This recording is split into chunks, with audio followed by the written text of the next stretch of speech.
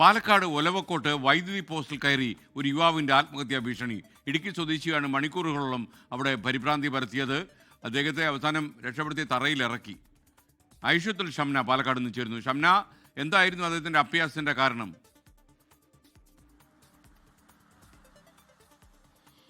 ഇന്നലെ വൈകിട്ടാണ് ഈ ഇടുക്കി സ്വദേശിയായ 27-കാരൻ ഈ വൈദ്യുതി പോസ്റ്റിൽ കയറി ഭീഷണി ഉയർത്തിയത്. തനിക്ക് ചില കുടുംബ പ്രശ്നങ്ങളുണ്ട്, ഇത് മാധ്യമങ്ങളെ അറിയിക്കണമെന്നായിരുന്നു യുവാവിന്റെ ആവശ്യം. മാധ്യമങ്ങൾ വരട്ടെ, നാട്ടുകാരെല്ലാവരും കൂടി ചേർന്ന് മാധ്യമങ്ങളെ വിളിച്ചു വരുത്തണം, അറിയിക്കണം. അതിനുശേഷം മാത്രമേ താഴെ ഇറങ്ങുകയുള്ളൂ, അല്ലെങ്കിൽ താഴെ ഇറങ്ങില്ല, ആത്മഹത്യ ചെയ്യും. തന്റെ കുടുംബ പ്രശ്നങ്ങൾ ഉണ്ട്, അത് ജനങ്ങളിലേക്ക് എത്തിക്കണം, മാധ്യമങ്ങളെ അറിയിക്കണം എന്നൊക്കെയായിരുന്നു ആവശ്യം.